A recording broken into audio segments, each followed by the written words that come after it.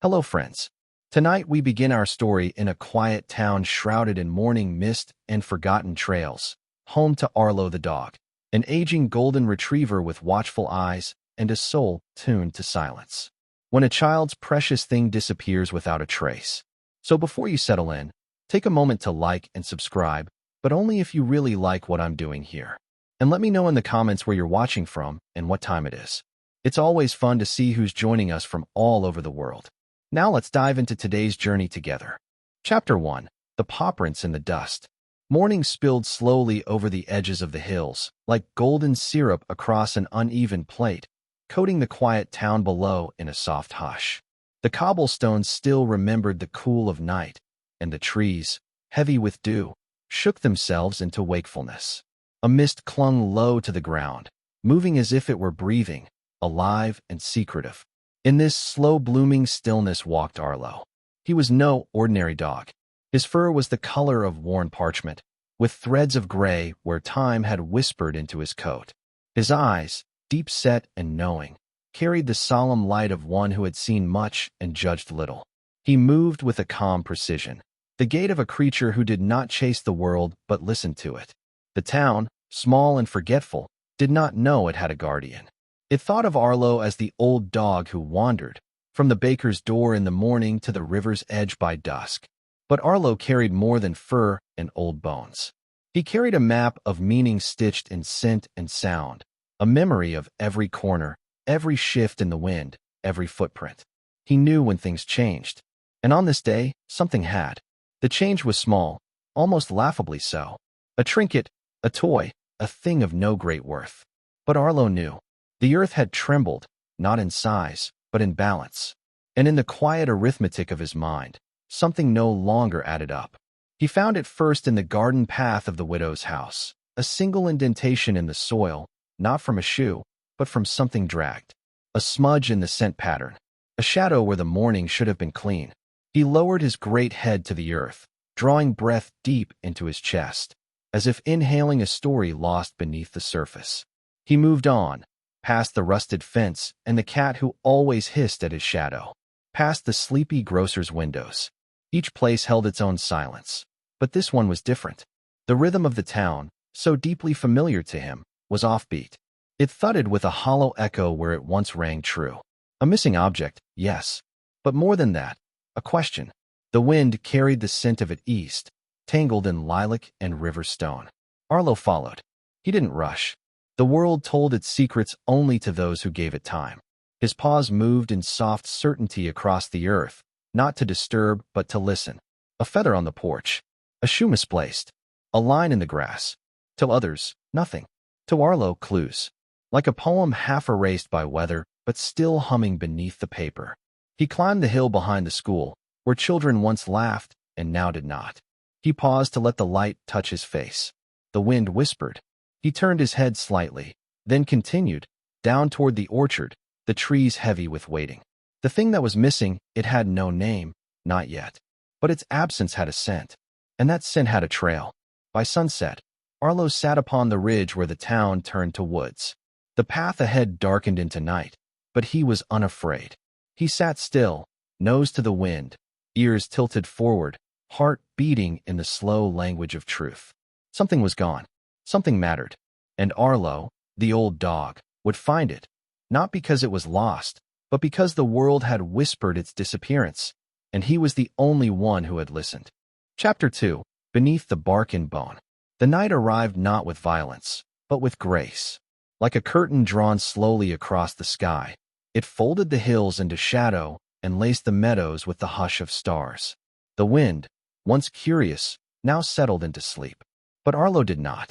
He moved beneath the branches like a thought, not quite seen, yet entirely present.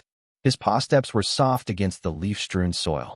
Each movement was measured, not out of fear, but out of respect. The forest was older than the town, older than the roads, older even than memory. And Arlo, who belonged to silence, entered it as one enters a temple. Beneath him, the earth exhaled. Roots curled in secret coils beneath the surface, and the trees, tall, bent, whispering, leaned toward one another like monks in prayer. The air was full of old things. Moss clung to stone like forgotten names.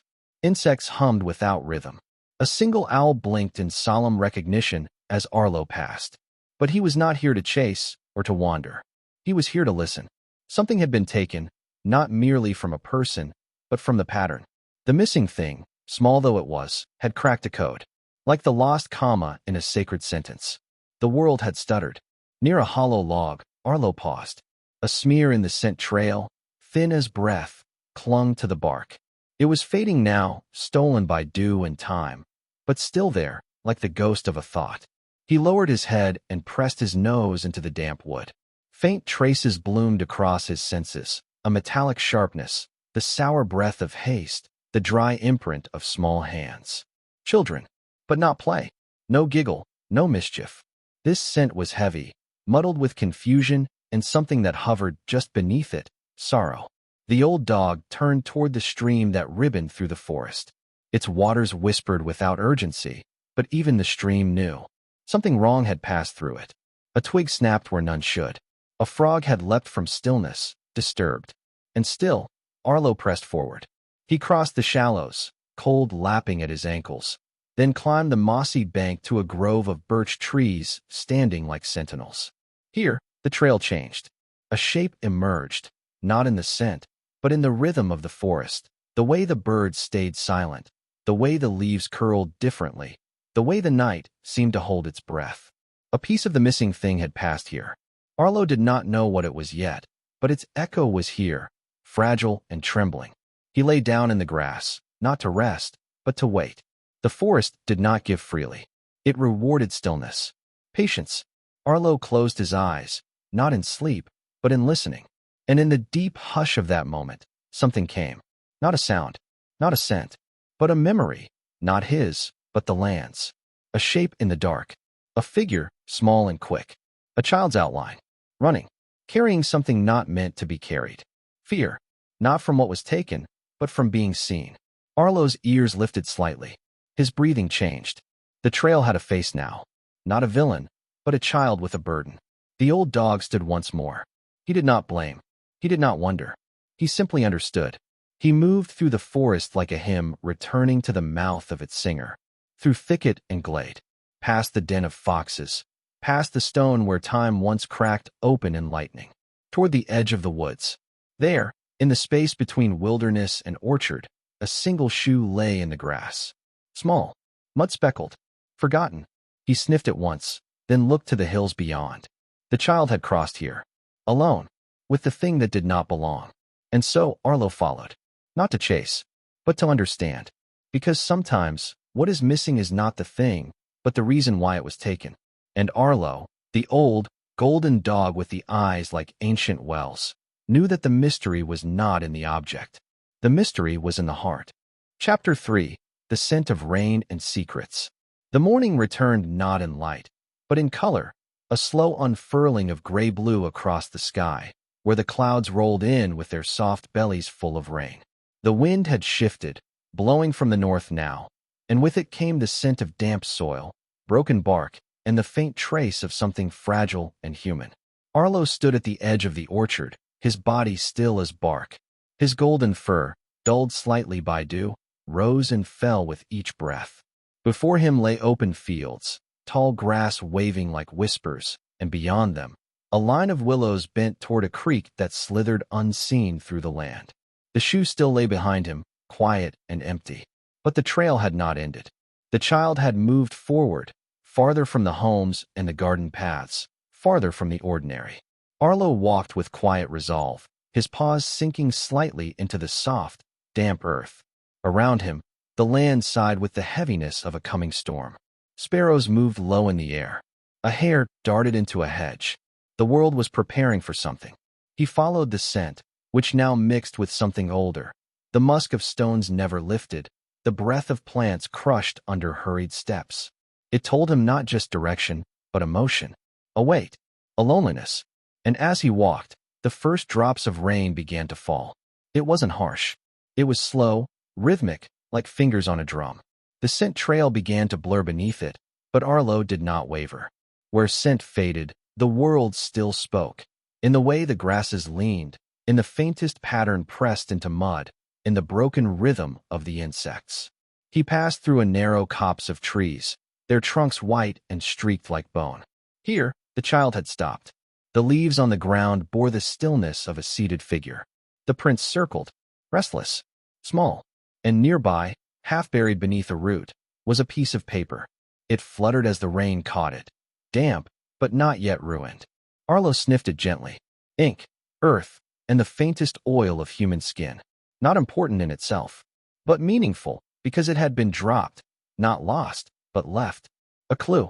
He moved on, past a rusted fence, past the remnants of a forgotten shed, now taken over by ivy and birds.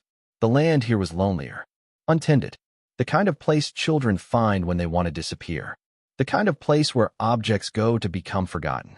But Arlo remembered. He always remembered. The wind carried a sound now, not loud, but strange. The creak of wood, a soft clatter, and beneath it all, a silence that was too complete, as though the world itself were waiting. The trail turned toward the hill. There, half hidden by brush, stood an old structure, broken, leaning, and full of shadows. Once a lookout post, or maybe just a forgotten tool shed. Its roof sagged. Its windows were hollow. The door hung ajar, its hinges green with rust. And inside it, though Arlo could not see, waited the child. He did not enter. Instead, he lay just beyond the doorway, on the wet grass, his breath calm, steady. He did not need to go in. The story came to him. The child had carried something here. Not stolen, protected. A thing they had taken not to own, but to save. From something, or someone. The object itself, still unknown, was not the weight. The real burden was fear, misunderstanding, regret. The rain thickened, drumming now on the tin roof. Arlo did not move. He listened to the rhythm. He let the scent of sadness deepen around him. He understood that this mystery was not about recovery. It was about healing. The object would return. That was never the question. The question was why it had been taken at all. And as night drew near again, and the storm moved eastward into memory, Arlo stood. He did not bark. He did not enter. He turned, slowly, and began the long walk back toward the town. The answer was close now, but not in objects, in hearts. And Arlo, the silent detective, the watcher of things lost and broken, would find it. Chapter 4, Where the Shadows Speak. Evening drifted in on a tide of silver light. The rain had passed, leaving the town wrapped in a hush, as if the world were catching its breath. Drops still clung to the tips of branches like forgotten tears, and puddles shimmered with pale reflections of windows, lanterns, and a single, amber eye in the dark. Arlo was already moving, not with urgency, but with gravity, like a river choosing its course through the familiar bones of the land. His fur, damp at the edges, held the scent of old wood and iron. His paws pressed lightly into the softening earth, each step silent as a memory. He had returned to the edges of the orchard, to the path where the child's scent still lingered, faded now, but woven into the fabric of the place. He paused near the birch trees where the paper had been found, and turned his gaze not toward the hill, but downward, into the weave of roots and tunnels that ran beneath the town. The answers were not above. They were below. Beneath the surface of things, beneath the gardens and fences, beneath the stories people told themselves to sleep, was a place of forgetting. And Arlo, old and listening, had remembered what others had lost. He followed the scent of fear, not the panic of flight, but a quieter fear, the kind that hid, that nestled deep and did not want to be seen. It trailed behind the child's path like a shadow that walked alone. Arlo could smell it on the air that seeped through the cracks in the stone wall behind the bakery, the one where the ivy grew too thick, where no one ever looked twice. There, nestled between time and weather, was a broken board. And behind it, the passage. The scent was stronger now, not just the child's, but something else. Older, mustier, the trace of objects left too long in the dark. Arlo stepped through, not with fear, but with reverence, his body low, his ears forward. The tunnel was narrow. It curved beneath the streets, under the lives of those who never guessed what slept beneath their feet. Forgotten cellars, bricked-off wells, shafts of stone left from a time when light was earned by flame. The smell of the missing thing was strong here. Not just the object, the thing itself, which still had no name, but the weight it carried. Regret, desperation, a need to hold on to something when everything else had slipped away. And then, in the stillness, Arlo paused. Before him, in the hollowed dark, was a box. Small, dented metal. Its lock was broken, its lid ajar. Within, wrapped in a child's sweater, was the object. A watch. Not expensive, not rare, but worn, with a faded engraving on the back, letters that time had tried to erase. It ticked no longer, but it had once meant something. To the child, to someone they had lost. Arlo did not touch it. He only breathed it in. The story, the sorrow, the quiet love tucked into its hiding. The watch had been taken not to steal, not to keep, but to remember, to bring close the one who was no longer there. It had been a relic, a last thread, and now, in this place of earth and hush, it had become a question too heavy for small hands. Arlo turned. He stepped out of the tunnel slowly, letting the fading scent guide him back into the arms of the waking world.